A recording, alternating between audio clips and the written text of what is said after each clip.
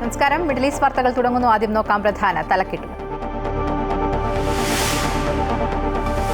ഇന്ത്യയ്ക്കുമേൽ Trump അടിച്ചേൽപ്പിച്ച 50% അധിക തീരുവ നാളെ മുതൽ. യുഎസിന്റെ ഭീഷണി മറികടക്കാൻ റഷ്യ, ഇന്ത്യ, ചൈന കൂട്ടായ്മയ്ക്ക് സാധ്യത. ഷാങ്ഹായ് ഉച്ചകോടിയിൽ പങ്കെടുക്കാൻ ഈ മാസം അവസാനം പ്രധാനമന്ത്രി നരേന്ദ്രമോദി ചൈനയിൽ. പുടിന്റെ ഈ വർഷത്തെ ഇന്ത്യാ സന്ദർശനവും നിർണായകം.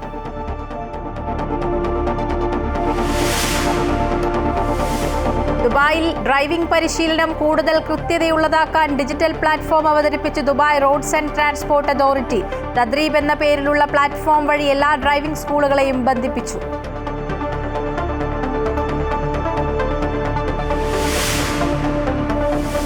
ഗവർണർമാർ ബില്ലുകൾ തടഞ്ഞുവെക്കുന്നത് പ്രശ്നം സൃഷ്ടിക്കുമെന്ന് സുപ്രീം കോടതി. ബിൽ അനിശ്ചിതകാലം തടഞ്ഞുവെക്കാൻ വിവേചനാധികാരമുണ്ടെങ്കിൽ പ്രശ്നമാണെന്നും പണബില്ലുകളും തടഞ്ഞുവെക്കപ്പെടാമെന്നും ഭരണഘടനാ ബെഞ്ച്.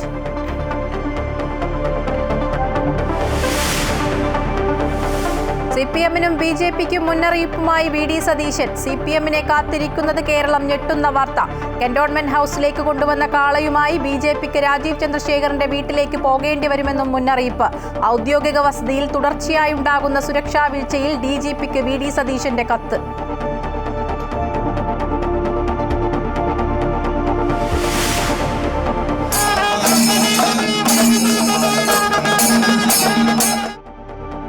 ഓണത്തിനൊരുങ്ങി മലയാളികൾ. തൃപ്പൂണിത്തുറയിൽ ആവേശമായി അത്തം ഘോഷയാത്ര. നടൻ ജയറാം ഫ്ളാഗ് ഓഫ് ചെയ്തു.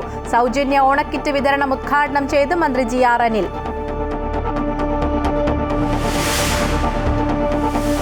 കേരള ക്രിക്കറ്റ് ലീഗിൽ ചരിത്രം കുറിച്ച് തൃശൂർ ടൈറ്റൻസ് താരം മജ്നാസ്. ആദ്യ ഹാട്രിക് വിക്കറ്റ് നേട്ടം സ്വന്തമാക്കി. വീഴ്ത്തിയത് കൊച്ചി ബ്ലൂ ടൈഗേഴ്സിന്റെ സഞ്ജു സാംസൺ ഉൾപ്പെടെയുള്ളവരെ.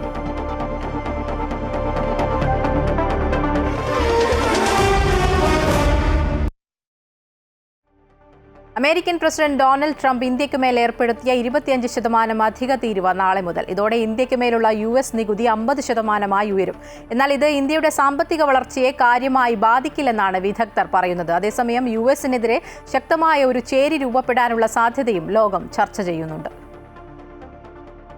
റഷ്യയിൽ നിന്ന് ക്രൂഡ് ഓയിൽ വാങ്ങുന്നതിന്റെ പേരിലാണ് ട്രംപ് ഭരണകൂടം ഇന്ത്യക്കുമേൽ അധിക തീരുവ പ്രഖ്യാപിച്ചത്. ഇതോടെ അമേരിക്ക ഏറ്റവും കൂടുതൽ ഇറക്കുമതി തീരുവ ചുമത്തുന്ന രാജ്യമായി ബ്രസീലിനൊപ്പം ഇന്ത്യയും മാറും. സ്വിറ്റ്സർലൻഡ്, കാനഡ, ചൈന, ദക്ഷിണാഫ്രിക്ക എന്നീ രാജ്യങ്ങളാണ് ഉയർന്ന തീരുവ പട്ടികയിലുള്ള മറ്റ് രാജ്യങ്ങൾ. എന്നാൽ ഈ അധിക തീരുവ ഇന്ത്യയെ പ്രതികൂലമായി ബാധിക്കില്ലെന്നാണ് വിലയിരുത്തൽ. അമേരിക്ക ഏർപ്പെടുത്തിയ അധിക തീരുവ തുണിത്തരങ്ങൾ, രത്നങ്ങൾ, ആഭരണങ്ങൾ എന്നിവയ്ക്ക് ചെറിയ തോതിലുള്ള ആഘാതമുണ്ടാക്കാൻ സാധ്യതയുണ്ട്. എന്നാൽ മരുന്ന്, സ്മാർട്ട് ഫോൺ, സ്റ്റീൽ എന്നിവയെ ഇപ്പോഴത്തെ നികുതി ഇളവുകളും ശക്തമായ ആഭ്യന്തര ആവശ്യവും പ്രതിരോധിക്കുമെന്നാണ് വിദഗ്ധർ പറയുന്നത്. ഇന്ത്യയുടെ വലിയ ആഭ്യന്തര വിപണി താരിഫ് വർധനവിന്റെ സാമ്പത്തികാഘാതം കുറയ്ക്കുമെന്നാണ് S&P ഗ്ലോബൽ റേറ്റിംഗ്സ് പറയുന്നത്. തീരുവ ഭീഷണികൾക്കിടയിൽ അമേരിക്കയ്ക്കെതിരെ മറ്റൊരു ശാക്തിക ചേരി രൂപപ്പെടാനുള്ള സാധ്യത കൂടി ലോകം ഇപ്പോൾ ചർച്ച ചെയ്യുന്നുണ്ട്. ട്രംപിനെ നേരിടാൻ റഷ്യ, ഇന്ത്യ, ചൈന, അതായത് RIC കൂട്ടായ്മ ഉണ്ടാകാനുള്ള സാധ്യതയാണ് പലരും പറയുന്നത്. റഷ്യൻ പ്രസിഡന്റ് വ്ളാഡിമിർ പുടിൻ ഈ വർഷം അവസാനം ഇന്ത്യ സന്ദർശനത്തിനെത്തും. പ്രധാനമന്ത്രി നരേന്ദ്രമോദി ഓഗസ്റ്റിൽ ഷാങ്ഹായ് ഉച്ചകോടിയിൽ പങ്കെടുക്കാനിരിക്കുന്നതുമെല്ലാം കൂട്ടിച്ചേർത്താണ് ഇങ്ങനെയൊരു ചർച്ച. ട്രംപിന്റെ സമ്മർദ്ദത്തിന് വഴങ്ങാതെ ഈ 3 രാജ്യങ്ങളും തമ്മിലുള്ള ചില കടുംപിടുത്തങ്ങൾ ഉപേക്ഷിച്ചാൽ ഇങ്ങനെയൊരു കൂട്ടായ്മയ്ക്കുള്ള സാധ്യതയാണ് വിദഗ്ധർ പങ്കുവയ്ക്കുന്നത്.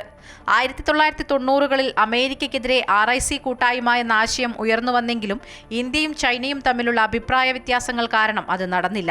എന്നാൽ ഇപ്പോൾ താരിഫുകൾ പ്രഖ്യാപിച്ച് ട്രംപ് മറ്റ് രാജ്യങ്ങളെ സമ്മർദ്ദത്തിലാക്കുമ്പോൾ അത് വീണ്ടും ചർച്ചകളിൽ ഇടം പിടിക്കുകയാണ്.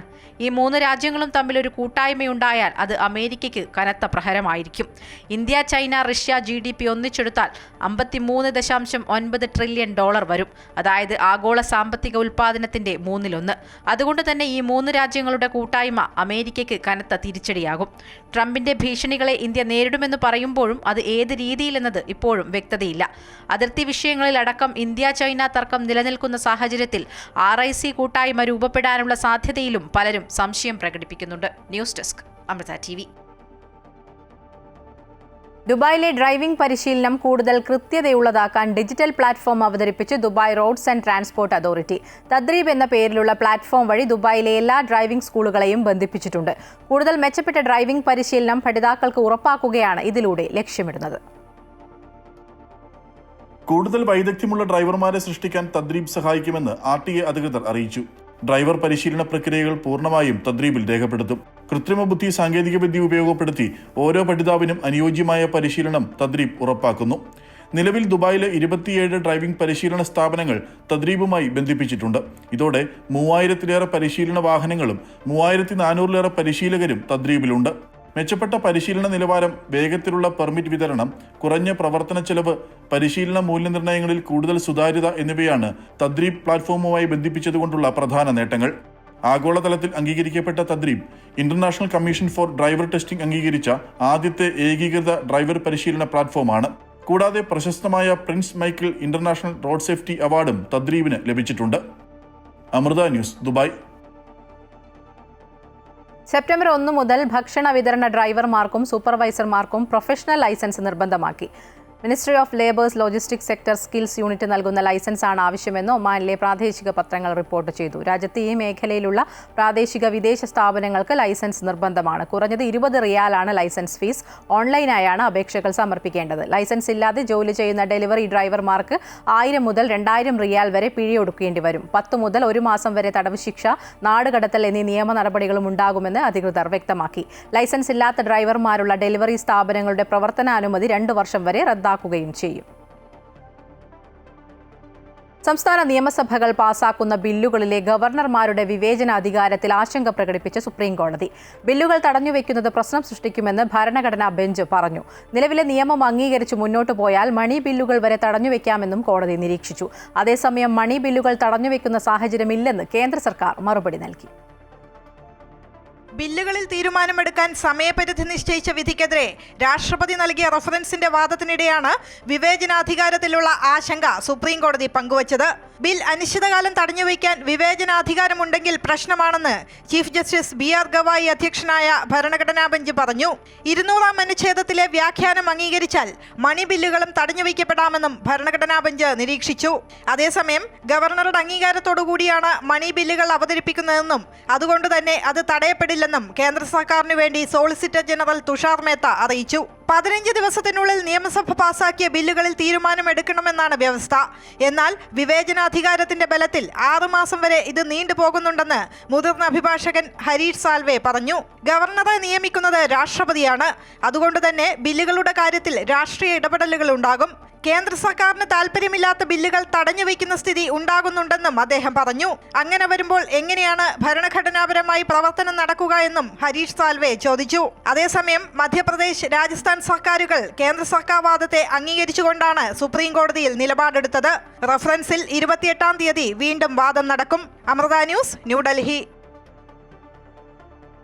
CPM-നെയും BJP-യെയും വെല്ലുവിളിച്ച് പ്രതിപക്ഷ നേതാവ് VD സതീശൻ. രാഹുൽ വിഷയത്തിൽ പ്രതികരിക്കുമ്പോഴാണ് VDയുടെ വെല്ലുവിളി. ഈ വിഷയത്തിൽ അധികം കളിച്ചാൽ വൈകാതെ പലതും പുറത്തുവരുമെന്നും തെരഞ്ഞെടുപ്പ് വരെ കാത്തു നിൽക്കേണ്ടെന്നും അദ്ദേഹം കോഴിക്കോട് പറഞ്ഞു. തന്റെ ഔദ്യോഗിക വസതിയിലേക്ക് കാളയെ കൊണ്ട് മാർച്ച് നടത്തിയ BJP-ക്കാർ ആ കാളയെയും കൊണ്ട് ഉടൻ രാജീവ് ചന്ദ്രശേഖരന്റെ വസതിയിലേക്ക് മാർച്ച് നടത്തേണ്ടി വരുമെന്നും രാഹുലിന്റേത് അടഞ്ഞ അധ്യായമാണെന്നും VD സതീശൻ പറഞ്ഞു. ഞാൻ എൻ്റെ ജസ്റ്റിസ് കണ്ടിട്ട് ഞാൻ ഭീഷണിപ്പെടുത്തുവാണെന്ന് നിങ്ങൾ വിചാരിക്കണം.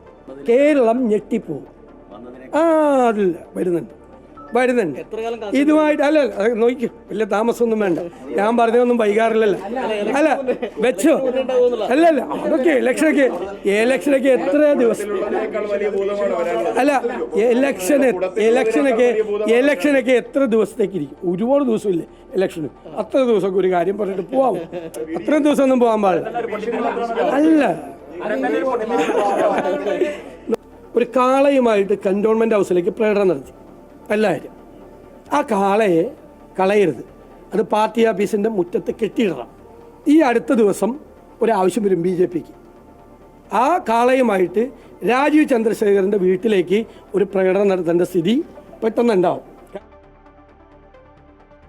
VD സതീശനെ രാഹുൽ ഭീഷണിപ്പെടുത്തുന്നുണ്ടാകാമെന്ന് BJP സംസ്ഥാന ജനറൽ സെക്രട്ടറി MT രമേശ്. അതിൽ സതീശൻ ഭയക്കുന്ന പോലെ BJPയെ ഭയപ്പെടുത്താമെന്ന് കരുതേണ്ടെന്നും അദ്ദേഹം പറഞ്ഞു.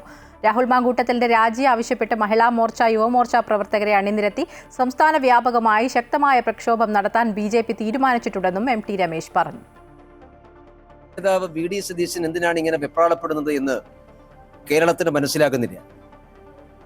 MLA രാജിവെക്കണമെന്ന് ആദ്യം ആവശ്യപ്പെട്ടത് കോൺഗ്രസിന്റെ നേതാക്കന്മാരും പ്രവർത്തകന്മാരും തന്നെയാണ്. യൂത്ത് കോൺഗ്രസിന്റെ നേതാക്കന്മാരും കേരളത്തിലെ കോൺഗ്രസിന്റെ മഹിളാ നേതാക്കന്മാരും പഴയ KPCC പ്രസിഡന്റുമാരുമെല്ലാം രാഹുൽ മാങ്കൂട്ടത്തിൽ രാജിവെക്കണമെന്ന് പരസ്യമായ നിലപാട് സ്വീകരിച്ചതാണ്. പൊതുസ്ഥലങ്ങളിലെ വൈഫൈ ഉപയോഗത്തിൽ ശ്രദ്ധ വേണമെന്ന ഓർമ്മപ്പെടുത്തലുമായി UAE സൈബർ സെക്യൂരിറ്റി കൗൺസിൽ. പൊതുപാർക്കുകൾ, മാളുകൾ, വിമാനത്താവളങ്ങൾ എന്നിവിടങ്ങളിലെ ഫ്രീ വൈഫൈ കരുതലോടെ ഉപയോഗിക്കണമെന്നാണ് സെക്യൂരിറ്റി കൗൺസിൽ ഉപയോക്താക്കളെ ഓർമ്മിപ്പിക്കുന്നത്. ബാങ്ക് വിവരങ്ങൾ, സ്വകാര്യ ഇമെയിലുകൾ എന്നിവ പൊതുയിടങ്ങളിലെ സൗജന്യ വൈഫൈ ഉപയോഗിച്ച് തുറക്കരുത്. സേഫ് ബ്രൗസിംഗ് എന്ന മോഡിൽ മാത്രമേ ഇന്റർനെറ്റ് ബ്രൗസറുകൾ ഉപയോഗിക്കാവൂ എന്നും നിർദ്ദേശങ്ങളിൽ പറയുന്നു. വിശ്വാസ്യതയുള്ള VPN ഉപയോഗിക്കുന്നതും സ്വകാര്യ വിവരങ്ങൾ സുരക്ഷിതമാക്കാൻ സഹായിക്കുമെന്നും സൈബർ സെക്യൂരിറ്റി കൗൺസിൽ പറഞ്ഞു. ഈ വർഷം തുടക്കത്തിൽ തന്നെ 12,000-ലധികം വൈഫൈ നിയമലംഘനങ്ങൾ കണ്ടെത്തിയെന്നും UAE സൈബർ സെക്യൂരിറ്റി കൗൺസിൽ വ്യക്തമാക്കി. കുവൈറ്റിൽ തൊഴിലാളികൾക്ക് ഉച്ചവിശ്രമം നൽകുന്നത് സംബന്ധിച്ച നിയമം ലംഘിച്ചതിന് public authority for manpower 64 കേസുകൾ രേഖപ്പെടുത്തി. രാജ്യത്ത് ചൂട് വർദ്ധിച്ചതോടെ രാവിലെ 11 മണി മുതൽ വൈകുന്നേരം 4 മണി വരെ തുറസായ സ്ഥലങ്ങളിൽ തൊഴിലാളികളെ കൊണ്ട് ജോലി ചെയ്യിക്കരുതെന്നാണ് നിലവിലെ നിയമം. ജൂൺ മുതൽ പ്രാബല്യത്തിൽ വന്ന നിയമം ലംഘിച്ചതിന് 61 കമ്പനികൾക്കെതിരെ നടപടി സ്വീകരിച്ചതായി അതോറിറ്റി അറിയിച്ചു. ജൂലൈയിൽ മാത്രം 31 കമ്പനികൾ നിയമം ലംഘിച്ചതായി കണ്ടെത്തി. കൂടാതെ ഉച്ചവിശ്രമ നിയമം ലംഘിക്കുന്നതിനെക്കുറിച്ച് 26 പരാതികൾ ഹോട്ട്ലൈൻ വഴിയും ലഭിച്ചിട്ടുണ്ട്. നിയമം ലംഘിച്ചവർക്കെതിരെ പിഴ ചുമത്തുകയും നിയമലംഘനം ആവർത്തിക്കുന്ന കമ്പനികൾക്ക് കടുത്ത ശിക്ഷ നൽകുമെന്നും അധികൃതർ മുന്നറിയിപ്പ് നൽകി. കുവൈറ്റിലെ നഗരങ്ങൾ, പ്രാന്തപ്രദേശങ്ങൾ, റോഡുകൾ, തെരുവുകൾ, സ്ക്വയറുകൾ എന്നിവയ്ക്ക് പേരിടുന്നതുമായി ബന്ധപ്പെട്ട് മന്ത്രിതല പ്രമേയം പുറത്തിറക്കി. നഗരങ്ങൾക്ക് അമീറിന്റെയോ കിരീടാവകാശിയുടെയോ പേര് മാത്രമേ നൽകാവൂ എന്നും റോഡുകൾക്കും തെരുവുകൾക്കും വ്യക്തികളുടെ പേര് നൽകുന്നത് ഒഴിവാക്കി നമ്പർ നൽകുന്നത് പരിഗണിക്കണമെന്നും പുതിയ നിയമം നിർദ്ദേശിക്കുന്നു. ഔദ്യോഗിക ഗസറ്റായ കുവൈറ്റ് ടുഡേയിലാണ് ഭേദഗതി വരുത്തിക്കൊണ്ടുള്ള പ്രമേയം പ്രസിദ്ധീകരിച്ചത്. കുവൈറ്റ് സ്റ്റേറ്റ് അമീർ അല്ലെങ്കിൽ കിരീടാവകാശി പദവി വഹിച്ചവർക്ക് മാത്രമേ നഗരങ്ങൾ, പ്രാന്തപ്രദേശങ്ങൾ എന്നിവയ്ക്ക് പേര് നൽകാൻ അനുവാദമുള്ളൂ. റോഡുകൾ, തെരുവുകൾ, സ്ക്വയറുകൾ എന്നിവയ്ക്ക് കുവൈറ്റിലെ ഭരണാധികാരികൾ, രാജാക്കന്മാർ, സുൽത്താൻമാർ, ഗവർണർമാർ, മറ്റ് രാജ്യങ്ങളിലെ ഭരണത്തലവന്മാർ, ചരിത്ര പുരുഷന്മാർ, ഭരണകുടുംബത്തിലെ ഷെയ്ഖുകൾ എന്നിവരുടെ പേരും നൽകാം. സാഹൽ ആപ്പിന്റെ വരവോടെ സർക്കാർ ഓഫീസുകളിലെ കൈക്കൂലി ഇടപാടുകൾ ഗണ്യമായി കുറഞ്ഞുവെന്ന് കുവൈറ്റ് അഴിമതി വിരുദ്ധ അതോറിറ്റി ചെയർമാൻ അബ്ദുൾ അസീസ് അൽ ഇബ്രാഹിം കുവൈറ്റിൽ നടന്ന ഗൾഫ് സഹകരണ കൗൺസിൽ രാജ്യങ്ങളിലെ അഴിമതി വിരുദ്ധ വിദഗ്ധ സമിതിയുടെ വാർഷിക പരിപാടിയിൽ സംസാരിക്കവെയാണ് അദ്ദേഹം ഇത് സംബന്ധിച്ച വിലയിരുത്തൽ നടത്തിയത്. കൃത്യമായ സംവിധാനങ്ങളും ഫലപ്രദമായ ഉപകരണങ്ങളും വഴി അഴിമതിയുടെ ആഴം അളക്കുവാനും അവ വിശകലനം ചെയ്യുവാനും സഹായകമാകും.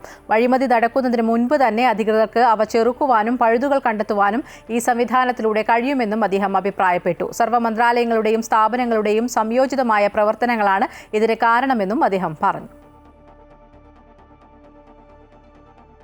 ലോകത്തിലെ ആദ്യ advanced Arabic AI human chat app നിർമ്മിച്ച് Saudi Arabia.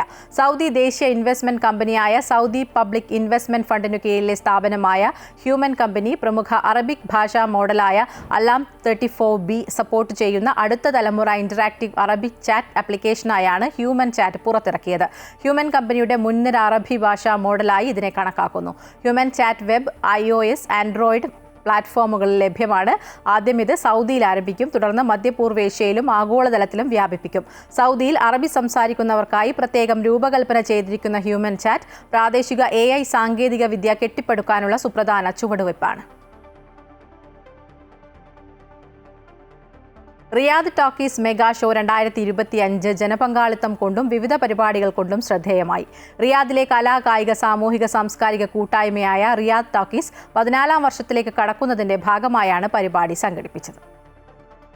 Riyadh Qasr Ali മാലി ഓഡിറ്റോറിയത്തിൽ സംഘടിപ്പിച്ച പരിപാടിയിൽ പ്രശസ്ത ഗായകരായ അരവിന്ദ് വേണുഗോപാൽ, സിന്ധു പ്രേംകുമാർ, ജിൻസ് ഗോപിനാഥ്, അവനി SS എന്നിവർ മലയാളികൾക്ക് പ്രിയപ്പെട്ട ഗാനങ്ങളുമായി വേദിയിലെത്തി.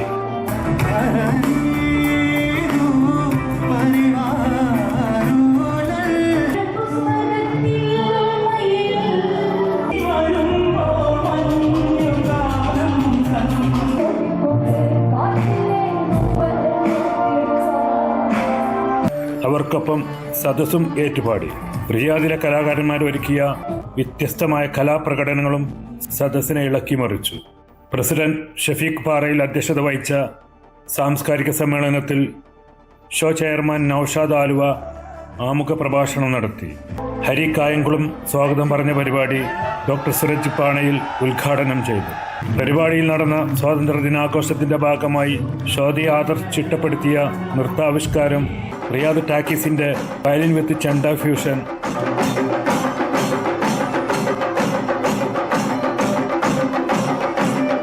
Cinematic dance, Oppana, Zumba dance എന്നിവ പരിപാടിക്ക് ഇരട്ടി മധുരമായി. എസ് വള്ളിക്കുന്നം, സാജിൻ നിഷാൻ, ഷഹദ എന്നിവർ പരിപാടിക്ക് നേതൃത്വം നൽകി. സുൽഫീഖ് റോദായ്, Amrita news, Jeddah.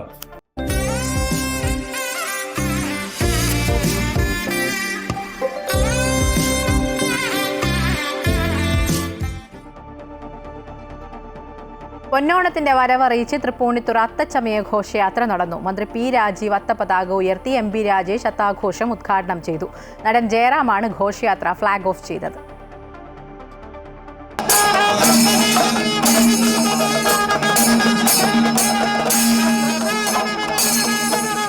Tripunithura government high school ഗ്രൗണ്ടിൽ അത്തപതാക ഉയർന്നതോടെ സംസ്ഥാനത്തെ ഓണാഘോഷങ്ങൾക്ക് തുടക്കമായി. മന്ത്രി എം പി രാജേഷ് അത്താഘോഷം ഉദ്ഘാടനം ചെയ്തു. മന്ത്രി പി രാജീവ് അത്തപതാക ഉയർത്തി.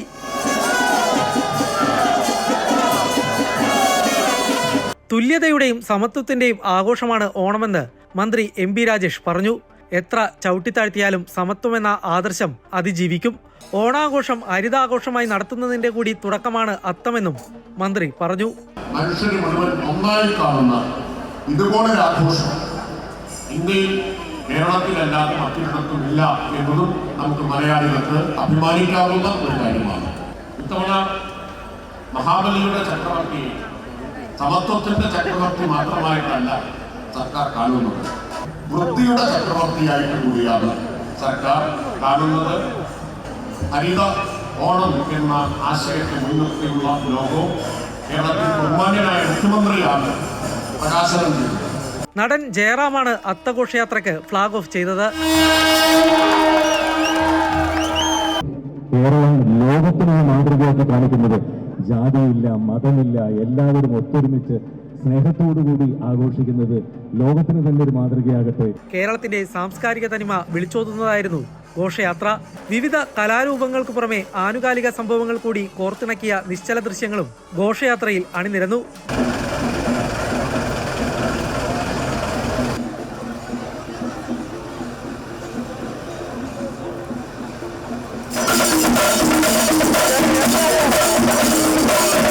MLA കെ ബാബു, നടൻ രമേശ് പിഷാരടി, തൃപ്പൂണിത്തുറ നഗരസഭയിലെ അംഗങ്ങളും അത്തം ഘോഷയാത്രയുടെ ഉദ്ഘാടന വേദിയിൽ സന്നിഹിതരായിരുന്നു. അമൃത ന്യൂസ്, കൊച്ചി. സംസ്ഥാന സർക്കാരിന്റെ സൗജന്യ ഓണക്കിറ്റ് വിതരണം ആരംഭിച്ചു. ഓണക്കിറ്റ് വിതരണത്തിന്റെ സംസ്ഥാനതല ഉദ്ഘാടനം മന്ത്രി GR അനിൽ നിർവഹിച്ചു. AAY കാർഡുടമകൾക്കും ക്ഷേമ സ്ഥാപനങ്ങളിലെ അന്തേവാസികൾക്കുമാണ് ഓണക്കിറ്റ് ലഭ്യമാക്കുക. നാളെ മുതൽ ഓണക്കിറ്റുകൾ റേഷൻ കടകൾ വഴി വാങ്ങിക്കാം. 14 സാധനങ്ങൾ അടങ്ങിയതാണ് കിറ്റ്. സെപ്റ്റംബർ 4-ന് കിറ്റ് വിതരണം അവസാനിക്കും. സപ്ലൈകോ ഓണച്ചന്തകൾക്ക് പിന്നാലെ സർക്കാരിന്റെ ഓണക്കിറ്റുകളുടെയും വിതരണം ആരംഭിച്ചു. AAY റേഷൻ കാർഡ് ഉടമകൾക്കും ക്ഷേമ സ്ഥാപനങ്ങളിലെ അന്തേവാസികൾക്കുമാണ് സർക്കാരിന്റെ സൗജന്യ ഓണക്കിറ്റുകൾ ലഭിക്കുക. ക്ഷേമ സ്ഥാപനത്തിലെ 4 അന്തേവാസികൾക്ക് 1 കിറ്റ് എന്ന നിലയിലാണ് നൽകുക.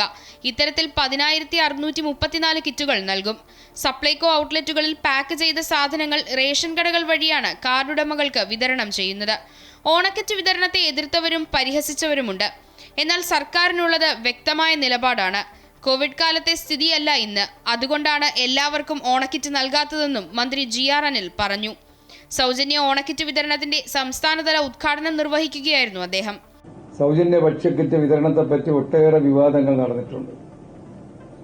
ഇതിനെ എതിർത്തവരും പരിഹസിച്ചവരുമുണ്ട്. എന്തുകൊണ്ട് എല്ലാവർക്കും കൊടുക്കുന്നില്ല എന്ന് ചോദിക്കുന്നവരും നമുക്കിടയിലുണ്ട് എന്നത് ഒരു വസ്തുതയാണ്. എന്നാൽ ഇന്ന് സ്ഥിതിഗതികൾ സാധാരണ നിലയിലാവുകയും സമ്പദ് വ്യവസ്ഥയും തൊഴിലും പുനർജീവിക്കുകയും എല്ലാവർക്കും അത് നൽകേണ്ട സാഹചര്യമില്ല എന്ന് നമുക്കെല്ലാം ഉത്തമമായ ബോധ്യം വന്നതുകൊണ്ടാണ് അതിദരിദ്ര വിഭാഗത്തിന് മാത്രമായി കഴിഞ്ഞ 2021 മുതൽ നമുക്ക് ഈ കിറ്റ് വിതരണ പ്രവർത്തനങ്ങൾ തുടർന്നു പോകുന്നത്. പഞ്ചസാര, ഉപ്പ്, വെളിച്ചെണ്ണ, തുവരപ്പരിപ്പ്, ചെറുപയർ, പരിപ്പ്, വൻപയർ, ശബരി തേയില, പായസം മിക്സ്, മല്ലിപ്പൊടി, മഞ്ഞൾപ്പൊടി, സാമ്പാർ പൊടി, മുളക് പൊടി, മിൽമ നെയ്യ്, കശുവണ്ടി എന്നിവ അടങ്ങിയതാണ് ഓണക്കിറ്റ്. 6,3291 കിറ്റുകളാണ് വിതരണം ചെയ്യുക. കിറ്റ് വിതരണം സെപ്റ്റംബർ 4 അവസാനിക്കും. അമൃത ന്യൂസ്, തിരുവനന്തപുരം. ആലപ്പുഴ വിയ്യപുരം മുതൽ കരുവാറ്റ വഴി സ്പിൽവേയിലേക്ക് നീരൊഴുക്ക് സുഗമമാക്കുന്നതിനായി ഡ്രെഡ്ജിംഗ് ആരംഭിച്ചതോടെ ദുരിതത്തിലാണ് തേവേരി തണ്ടപ്ര പാടശേഖര കമ്മിറ്റിയും പാണ്ടി പ്രദേശവാസികളും. പരാതികൾ പലത് പറഞ്ഞെങ്കിലും ഡ്രെഡ്ജിംഗ് തുടർന്നതോടെ ബണ്ടിലെ സംരക്ഷണ ഭിത്തി തകർന്ന് ബണ്ട് പിളർന്നു തുടങ്ങി. ഇതോടെ കൃഷി ആരംഭിക്കാനാകാതെ വലയുന്നത് 300ഓളം കർഷക കുടുംബങ്ങളാണ്. പാണ്ടിപ്പാലത്തിന് സമീപമുള്ള ഡ്രെഡ്ജിംഗ് നിർത്തിവെക്കണമെന്നത് കർഷകരുടെ നാളുകളായുള്ള ആവശ്യമാണ്. എന്നാൽ ഡ്രെഡ്ജിംഗ് തുടർന്നതോടെ പാടശേഖരത്തിന്റെ ബണ്ട് ഇടിഞ്ഞു താഴുന്നതാണ് കൃഷി ഇറക്കുന്നതിന് കർഷകർക്ക് ബുദ്ധിമുട്ടുണ്ടാക്കുന്നത്. ചെറുതന തേവേരി തണ്ടപ്ര പാടശേഖരത്തിന്റെ ബണ്ടാണ് ലീഡിംഗ് ചാനലിലെ ഡ്രെഡ്ജിംഗ് മൂലം ഇടിഞ്ഞു താഴുന്നത്. 402 ഏക്കറുള്ള പാടശേഖരത്തെ മാത്രം ആശ്രയിച്ച് കഴിയുന്ന 300ഓളം കർഷക കുടുംബങ്ങളാണ് ഇതോടെ ദുരിതത്തിലായത്. 4-5 വർഷം ഇവിടെ മണ്ണടി തുടങ്ങിയിട്ട് മണ്ണടി അടിക്കുന്നത് കാരണം കൊണ്ട് ഈ ബണ്ടുകൾ പൊട്ടിയിരിക്കാൻ തുടങ്ങിയിട്ട് കുറേ ഉദ്യോഗസ്ഥന്മാരുടെ പുറകെ ഞങ്ങൾ നടക്കാൻ തുടങ്ങിയിട്ട് കുറേ ദിവസങ്ങളായി. ഇന്ന് ചെയ്യാം നാളെ ചെയ്യാമെന്ന് പറയുമല്ല, ഇന്ന് വരെ ഒന്നും ചെയ്തിട്ടില്ല. കൃഷി ഉടനെ ഇറക്കേണ്ടതാണ്. ഇത് പറ്റിപ്പോയാൽ ഇത് മട വീണ് പോകും. ഇത് ചെയ്തില്ലെങ്കിൽ മട വീണ് പോകും. ഞാൻ കൃഷി മുടങ്ങി. ഈ കാരണത്തെ കൃഷി നടക്കാതെ ഒരു മട വീണാൽ. പെട്ടിയും പറയും സ്ഥാപിച്ചെങ്കിലും ബണ്ടിടിയുന്നതിനാൽ മോട്ടോർ പ്രവർത്തിപ്പിച്ച് പമ്പിംഗ് നടത്താൻ കഴിയാത്ത സ്ഥിതിയാണ്. പാടശേഖരത്തിന്റെ 100 മീറ്റർ ഭാഗത്തെ ബണ്ട് ഇടിഞ്ഞ് ഏത് നിമിഷവും ലീഡിംഗ് ചാനലിൽ വീഴാൻ സ്ഥിതിയിലായതോടെ ഇതിന് സമീപമുള്ള വീടുകളും വൈദ്യുത പോസ്റ്റുകളും അപകട ഭീഷണിയിലായി. ബണ്ടിന്റെ കൂടുതൽ ഭാഗങ്ങൾ ഇടിയാനുള്ള സാധ്യതയും കൂടുതലാണ്. ഡ്രെഡ്ജിംഗ് തുടരുന്നതോടെ പാണ്ടിപ്പാലത്തിനെയും ഇത് സാരമായി ബാധിക്കും. കൂടുതൽ അപകടങ്ങൾ വിളിച്ചു വരുത്തും മുൻപ് ഡ്രെഡ്ജിംഗ് അവസാനിപ്പിച്ച് കൃഷി ഇറക്കുന്നതിനുള്ള സാഹചര്യം ഒരുക്കി നൽകണമെന്നാണ് കർഷകരുടെയും പ്രദേശവാസികളുടെയും ആവശ്യം. അമൃത ന്യൂസ്, ആലപ്പുഴ. ശബരിമലയിൽ നടക്കുന്ന ആഗോള അയ്യപ്പ സംഗമത്തിൽ തമിഴ്നാട് മുഖ്യമന്ത്രി MK സ്റ്റാലിൻ പങ്കെടുക്കില്ല. മുൻകൂട്ടി തീരുമാനിച്ച പരിപാടി ഉണ്ടായതിനാലാണ് അയ്യപ്പ സംഗമത്തിൽ പങ്കെടുക്കാൻ കഴിയാത്തതെന്ന് തമിഴ്നാട് സർക്കാർ അറിയിച്ചു. സ്റ്റാലിന്റെ അഭാവത്തിൽ 2 മന്ത്രിമാരെ നിയോഗിച്ചതായും തമിഴ്നാട് സർക്കാർ പറഞ്ഞു. അയ്യപ്പ സംഗമത്തിലേക്ക് MK സ്റ്റാലിനെ ക്ഷണിച്ചതിനെതിരെ BJP രംഗത്ത് വന്നിരുന്നു. അയ്യപ്പ സംഗമത്തിലേക്ക് സംഘപരിവാർ സംഘടനകളെ ക്ഷണിച്ച സംഭവത്തിൽ പ്രതികരണവുമായി VD സതീശൻ. ഭൂരിപക്ഷ പ്രീണനത്തിനായാണ് CPM പരിപാടി നടത്തുന്നത്. സംഘപരിവാറും CPM-ഉം എല്ലായ്പ്പോഴും ഒരുമിച്ചാണ്. CPM തീക്കൊള്ളി കൊണ്ടാണ് തലചൊറിയുന്നത്. അയ്യപ്പ സംഗമത്തിലേക്ക് തങ്ങളെ ക്ഷണിച്ചിട്ടില്ലെന്നും അതിനെക്കുറിച്ച് അറിയില്ലെന്നും VD സതീശൻ പറഞ്ഞു. ആഗോള അയ്യപ്പ സംഗമം നടത്താനുള്ള സർക്കാർ തീരുമാനം വന്നതു മുതൽ വിവാദങ്ങൾ പുകയുകയാണ്. പരിപാടിയിൽ സ്റ്റാലിൻ പങ്കെടുക്കുന്നതിനെതിരെയായിരുന്നു ആദ്യ വിമർശനം. എന്നാൽ ഇപ്പോൾ സംഘപരിവാർ സംഘടനകളെ ക്ഷണിച്ചതാണ് ചർച്ചയാകുന്നത്. ഭൂരിപക്ഷ പ്രീണനത്തിനായാണ് CPM പരിപാടി നടത്തുന്നതെന്നാണ് വിഷയത്തിൽ VD സതീശൻ പ്രതികരിച്ചത്. സംഘപരിവാരും CPM-ഉം എല്ലായ്പ്പോഴും ഒരുമിച്ചാണ്. CPM തീക്കൊള്ളി കൊണ്ടാണ് തലചൊറിയുന്നതെന്നും VD സതീശൻ കോഴിക്കോട് പറഞ്ഞു. CPM ഭൂരിപക്ഷ വർഗീയതയെ പ്രീണിപ്പിക്കുക എന്നു മുതലാണ് CPM-ന് ശബരിമലയോട് ഈ പ്രേമമുണ്ടായത്. ഭൂരിപക്ഷ വർഗീയതയാണ് CPM ഉയർത്തുന്ന ആയുധം. ഇപ്പോൾ വരുന്ന ആയുധം സംഘപരിവാർ ഒരുമിച്ച് നടത്തട്ടെ. ഒരുമിച്ചാണല്ലോ, എല്ലാ ഏർപ്പാടും ഒരുമിച്ചാണല്ലോ. അവരൊരുമിച്ച് നടത്തട്ടെ. നമ്മൾ കാണാം, കേരളം കാണാം. പക്ഷേ CPM തീക്കൊള്ളി കൊണ്ടാണ് തലചൊറിയുന്നത്. സംഗമത്തിലേക്ക് തങ്ങളെ ക്ഷണിച്ചിട്ടില്ലെന്നും അതിനെക്കുറിച്ച് അറിയില്ലെന്നും VD സതീശൻ പ്രതികരിച്ചു. അമൃത ന്യൂസ്, കോഴിക്കോട്. തൃശൂർ പൂരം കലക്കൽ വിവാദത്തിൽ ADGP MR അജിത് കുമാറിന് സംരക്ഷണമൊരുക്കി സർക്കാർ. അജിത് കുമാറിനെതിരെ കടുത്ത നടപടി ഒഴിവാക്കും. സസ്പെൻഷൻ പോലുള്ള നടപടി ആവശ്യമില്ലെന്ന് DGP. സർക്കാരിന്റെ ആവശ്യപ്രകാരമാണ് മുൻ DGPയുടെ റിപ്പോർട്ട് പുനഃപരിശോധിച്ചത്. താക്കീത് നൽകി അന്വേഷണം അവസാനിപ്പിച്ചേക്കും. പൂരം കലക്കലിലെ ത്രിതല അന്വേഷണത്തിന്റെ ഭാഗമായിട്ടാണ് മുൻ സംസ്ഥാന പോലീസ് മേധാവി ഷെയ്ഖ് ദർവേഷ് സാഹിബ് MR അജിത് കുമാറിന്റെ ഇടപെടലുകളെക്കുറിച്ച് അന്വേഷിച്ചത്. തൃശൂർ പൂരം കലക്കിയ സമയത്ത് ക്രമസമാധാന ചുമതലയുണ്ടായിരുന്ന ADGP MR അജിത് കുമാർ സ്ഥലത്തുണ്ടായിരുന്നിട്ടും യാതൊരു ഇടപെടലും നടത്താൻ തയ്യാറായില്ല എന്നായിരുന്നു കണ്ടെത്തൽ. ഈ കണ്ടെത്തലിനെ തുടർന്ന് കൃത്യവിലോപം നടത്തിയ അജിത് കുമാറിനെതിരെ നടപടി വേണമെന്ന ശുപാർശ സംസ്ഥാന പോലീസ് മേധാവി ആഭ്യന്തര സെക്രട്ടറിക്ക് നൽകിയിരുന്നു. കൂടാതെ തനിക്കെതിരെ അജിത് കുമാർ ഗൂഢാലോചന നടത്തിയെന്ന P. വിജയന്റെ ആരോപണവും ശരിവച്ചിരുന്നു. 2 റിപ്പോർട്ടുകളും അംഗീകരിച്ച് ആഭ്യന്തര സെക്രട്ടറി മുഖ്യമന്ത്രിക്ക് മുന്നിലേക്ക് ഫയൽ അയച്ചു. എന്നാൽ ഇത് രണ്ടും നിലവിലെ സംസ്ഥാന പോലീസ് മേധാവിയായ റവാഡ ചന്ദ്രശേഖറിന് സർക്കാർ തിരിച്ചയച്ചു. റവാഡ ചന്ദ്രശേഖർ ഫയൽ പരിശോധിച്ച് പുതിയ അഭിപ്രായം രേഖപ്പെടുത്തണമെന്നാണ് സർക്കാർ നൽകിയിരിക്കുന്ന നിർദ്ദേശം. MR അജിത് കുമാറിനെ പോലീസിൽ നിന്നും മാറ്റിയതിനാൽ കടുത്ത നടപടി വേണ്ട എന്നാണ് നിലവിലെ തീരുമാനം. താക്കീത് നൽകി അന്വേഷണം അവസാനിപ്പിക്കുമെന്നാണ് ലഭിക്കുന്ന സൂചന. അമൃത ന്യൂസ്, തിരുവനന്തപുരം. സംസ്ഥാനത്ത് കൂടുതൽ അമീബിക് മസ്തിഷ്ക ജ്വരം സ്ഥിരീകരിച്ചതോടെ പ്രതിരോധ പ്രവർത്തനങ്ങൾ ശക്തമാക്കി ആരോഗ്യവകുപ്പ്. ഈ വരുന്ന 30-31 തീയതികളിൽ സംസ്ഥാനത്തെ മുഴുവൻ വീടുകൾ, ആശുപത്രികൾ, വിദ്യാഭ്യാസ സ്ഥാപനങ്ങൾ തുടങ്ങിയ ഇടങ്ങളിലെ കിണറുകൾ ക്ലോറിനേറ്റ് ചെയ്ത് ജലസംഭരണ ടാങ്കുകൾ കഴുകി വൃത്തിയാക്കണമെന്ന് ആരോഗ്യവകുപ്പ് നിർദ്ദേശിച്ചു. അതേസമയം രോഗം ബാധിച്ച് കോഴിക്കോട് മെഡിക്കൽ കോളേജ് ആശുപത്രിയിൽ ചികിത്സയിൽ കഴിയുന്നവരുടെ എണ്ണം 8ആയി. കോഴിക്കോട്, മലപ്പുറം സ്വദേശികളായ 6 പേരും വയനാട് സ്വദേശികളായ 2 പേരുമാണ് അമീബിക് മസ്തിഷ്ക ജ്വരം ബാധിച്ച് കോഴിക്കോട് മെഡിക്കൽ കോളേജ് ആശുപത്രിയിൽ ചികിത്സയിൽ കഴിയുന്നത്. ഇതിൽ ഓമശ്ശേരിയിൽ നിന്നുള്ള 3 മാസം പ്രായമുള്ള കുട്ടി വെന്റിലേറ്ററിൽ ഗുരുതരാവസ്ഥയിൽ തുടരുകയാണ്. മറ്റുള്ളവരുടെ നിലയിൽ ആശങ്കപ്പെടാനില്ലെന്ന് അധികൃതർ അറിയിച്ചു. അതോടൊപ്പം താമരശ്ശേരിയിൽ അമീബിക് മസ്തിഷ്ക ജ്വരം ബാധിച്ച് മരിച്ച അനയയുടെ മറ്റൊരു സഹോദരനായ 12 വയസ്സുകാരൻ രോഗലക്ഷണങ്ങളുമായി ചികിത്സയിൽ കഴിയുകയാണ്.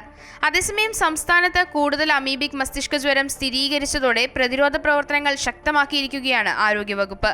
ഈ വരുന്ന 30-31 തീയതികളിൽ സംസ്ഥാനത്തെ മുഴുവൻ വീടുകളിലെയും ആശുപത്രികൾ, വിദ്യാഭ്യാസ സ്ഥാപനങ്ങൾ, ഹോസ്റ്റലുകൾ, ഫ്ളാറ്റുകൾ തുടങ്ങി സ്ഥാപനങ്ങളിലെയും കിണറുകൾ ക്ലോറിനേറ്റ് ചെയ്ത് ജലസംഭരണ ടാങ്കുകൾ കഴുകി വൃത്തിയാക്കണമെന്നാണ് ആരോഗ്യമന്ത്രി വീണ ജോർജിന്റെ നിർദ്ദേശം. തദ്ദേശ സ്വയംഭരണ സ്ഥാപനങ്ങൾ, ഹരിത കേരളം മിഷൻ, ജലവിഭവ വകുപ്പ് എന്നിവരുടെ നേതൃത്വത്തിലാണ് ക്യാമ്പയിൻ. നിർദ്ദേശം പാലിക്കാത്തവർക്കെതിരെ കർശന നടപടി സ്വീകരിക്കുമെന്നും മന്ത്രി അറിയിച്ചു. അമൃത ന്യൂസ്, കോഴിക്കോട്. പുതിയ GST സമ്പ്രദായം കേരളം ഉൾപ്പെടെയുള്ള സംസ്ഥാനങ്ങൾക്ക് വലിയ നഷ്ടമുണ്ടാക്കുന്നുവെന്ന് ധനമന്ത്രി KN ബാലഗോപാൽ. അടിയന്തര GST കൗൺസിൽ യോഗം സെപ്റ്റംബർ 3-4 തീയതികളിൽ വിളിച്ചിട്ടുണ്ട്. സ്വാതന്ത്ര്യദിനത്തിലെ പ്രധാനമന്ത്രിയുടെ പ്രഖ്യാപനവുമായി ബന്ധപ്പെട്ട വിഷയങ്ങൾ കൗൺസിൽ ചർച്ച ചെയ്യുമ്പോൾ കേരളത്തിന്റെ ആശങ്കയും അറിയിക്കുമെന്നും ധനമന്ത്രി പറഞ്ഞു. സംസ്ഥാനങ്ങളുടെ വരുമാനത്തിൽ വലിയ കുറവുണ്ടാകുമ്പോൾ എങ്ങനെ പരിഹരിക്കുമെന്നത് ഗൗരവകരമായ വിഷയമാണെന്നും ധനമന്ത്രി ചൂണ്ടിക്കാട്ടി. സാധാരണഗതിയിൽ എല്ലാവരും വിചാരിക്കുന്നത് ഇത് വളരെ നല്ലതാണല്ലോ, ടാക്സൊക്കെ കുറയും, എല്ലാവർക്കും അതിൻ്റെ ഗുണം കിട്ടും എന്നുള്ളത് വിചാരിക്കുന്നതാണ്. അത് സംബന്ധിച്ച് കുറേ ആശങ്കകൾ നമുക്കുണ്ടെന്ന് നമ്മളവിടെ പറഞ്ഞിട്ടുണ്ട്. ഇപ്പോൾ വന്നേക്കുന്ന നിർദ്ദേശങ്ങൾ GST കൗൺസിലിൽ ചർച്ച ചെയ്യും. കുറേ ആശങ്കകൾ കേരളം പങ്കുവച്ചിട്ടുണ്ട്, മറ്റ് സംസ്ഥാനങ്ങളും പങ്കുവച്ചിട്ടുണ്ട്, അവിടെ ചർച്ച ചെയ്യും. അതിനകത്ത് പ്രധാനപ്പെട്ട കാര്യം ഇത് വരുമ്പോൾ ഒന്നാമത്തെ നമ്മൾ പറയുന്നത് ഇത് വന്നു കഴിയുമ്പം കേരളത്തിൻ്റെ ഉൾപ്പെടെ ഇന്ത്യയിലെ സംസ്ഥാനങ്ങളുടെ വരുമാനത്തിൽ വലിയ കുറവുണ്ടാവും, വലിയ തോതിൽ. കേരള ക്രിക്കറ്റ് ലീഗിൽ ചരിത്രം കുറിച്ച് തൃശൂർ ടൈറ്റൻസ് താരം അജ്നാസ് കെ. ആദ്യ ഹാട്രിക് വിക്കറ്റ് എന്ന ചരിത്ര നേട്ടമാണ് അജ്നാസ് സ്വന്തമാക്കിയത്. കൊച്ചി ബ്ലൂ ടൈഗേഴ്സിനെതിരായ മത്സരത്തിൽ കൊച്ചി ബ്ലൂ ടൈഗേഴ്സിന്റെ താരം സഞ്ജു സാംസൺ ഉൾപ്പെടെ 3 പേരെയാണ് അജ്നാസ് തുടരെ വീഴ്ത്തിയത്. തുടർച്ചയായ 2ാം സെഞ്ചുറിയിലേക്ക് കുതിക്കുകയായിരുന്ന സഞ്ജുവിനെ പുറത്താക്കിയാണ് അജ്നാസ് വരവറിയിച്ചത്. 46 പന്തുകൾ നേരിട്ട സഞ്ജു 89 റൺസെടുത്ത് പുറത്തായി. ഇതിന് പിന്നാലെ 18ാം ഓവറിൽ തന്നെ PS ജെറിനെയും ആഷിഖിനെയും പുറത്താക്കിയ അജ്നാസ് KCL-ലെ ആദ്യ ഹാട്രിക് വിക്കറ്റ് സ്വന്തമാക്കി. പിന്നെയും 2 വിക്കറ്റുകൾ കൂടി വീഴ്ത്തി അജ്നാസ് തിളങ്ങി. ഇതോടെ മിഡിൽ ഈസ്റ്റ് വാർത്തകൾ പൂർണ്ണമാകുന്നു. കൂടുതൽ വാർത്തകൾക്കായി അമൃത ന്യൂസ് യൂട്യൂബ് ചാനൽ സന്ദർശിക്കുക.